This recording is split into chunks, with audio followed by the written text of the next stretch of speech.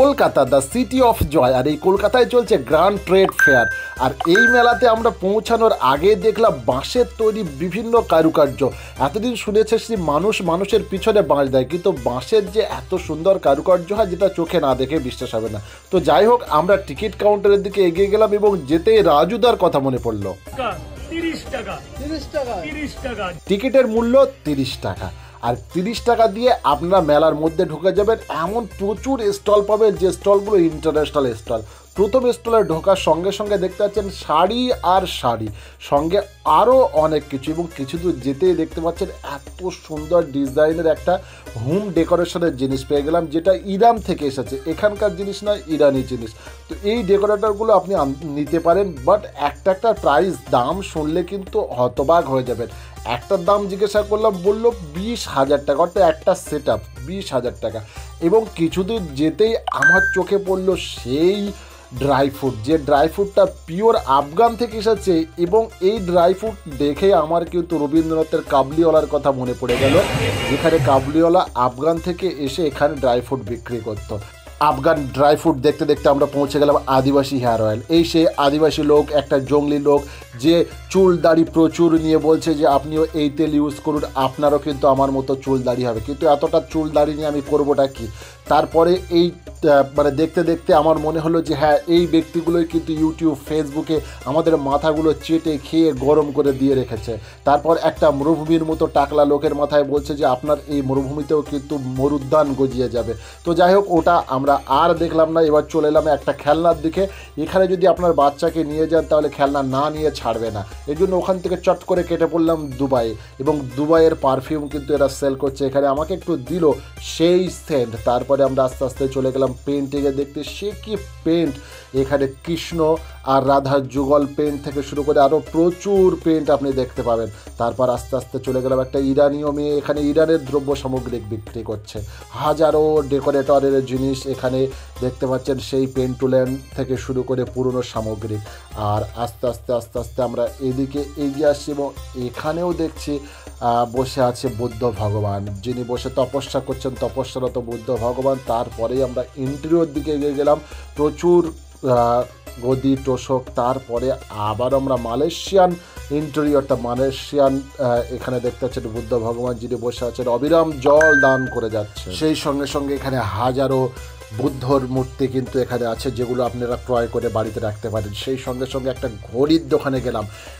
ঘড়ি নয় তো, এখানে মনে হচ্ছে যে এই টাইম ওয়াচ, এইগুলো আপনার টাইমকে স্টপ করে দেবে। আপনি যদি সময় খারাপ যায়, সেই খারাপ সময়কে কিন্তু আপনার ভালো করে দেবে, এমনই ঘড়িগুলো এখানে সাজানো আছে। যাই হোক, এবার একটা পেন্টিংয়ের গেলাম, 3D পেন্টিং। ঘড়ি থেকে 3D পেন্টিং থেকে শুরু করে রুটির মেশিন, যেখানে আপনার রুটিগুলো ব্যাং নয়, কচ্ছপের মতো ফুলবে এবং সেই রুটি হবে সফট। তারপর এখানে গেলাম সেই আসবাবপত্র, বাট ওটা কেনার সামর্থ্য আমার নেই বলে চট করে চলে এলাম আরও একটা সুন্দর লাইটিং, যে লাইটটা খোদ মিশর থেকে এসেছে। এবং তারই পাশে হাজারো দেবদেবীর মূর্তি আছে, যেগুলো আপনারা বিক্রি নয়, ক্রয় করে বাড়িতে নিয়ে পূজা অর্চনা করতে পারেন এবং বাড়ি সাজিয়ে রাখতে পারেন।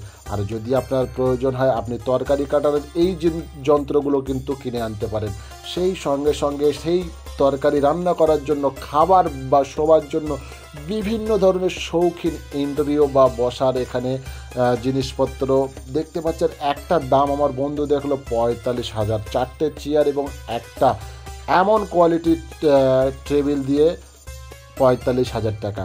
দাম হাই হলেও মালের কোয়ালিটিতে কিন্তু কোনো কমতি নেই। এখানকার যা প্রোডাক্ট আছে প্রত্যেকটি হাই কোয়ালিটির প্রোডাক্ট। এবার আস্তে আস্তে আমরা চলে গেলাম পাটের প্রোডাক্টের দিকে। এখানে পাখিরা দেখতে পাচ্ছেন পাটের বাসায় বসে আছে, পাটের বিভিন্ন দ্রব্য সামগ্রিক ব্যাগ থেকে শুরু করে জুতো, প্রচুর কিছু। চাষির ছেলে হয়ে পাটের জিনিস দেখে মনটা ভরে গেল। তারপর একটা পাটের প্রোডাক্ট দেখলাম যার দাম 450 টাকা, মনটা আবার খারাপ হয়ে গেল। এক বস্তা পাট আমরা বিক্রি করি 400 আর একটা ব্যাগ 450।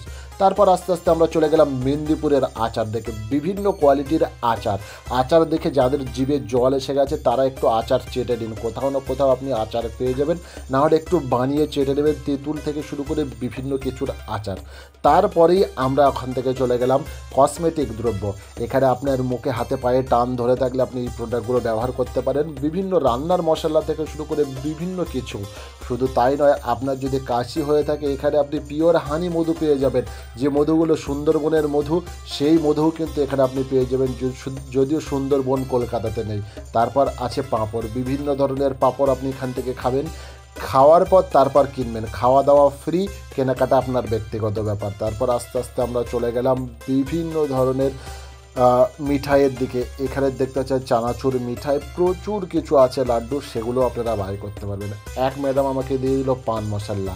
পান মশলা খেয়ে আমি তো আস্তে আস্তে অবাক হয়ে গেছে। তারপরে এই পান মশলা একটা কেনার জন্য ম্যাডামের সঙ্গে দামাদারি করতে লেগে গেলাম এবং অ্যাট লাস্ট কিনেই ফেললাম, কেননা খাওয়ার পর মনে হলো না সত্যি এটা সুস্বাদু।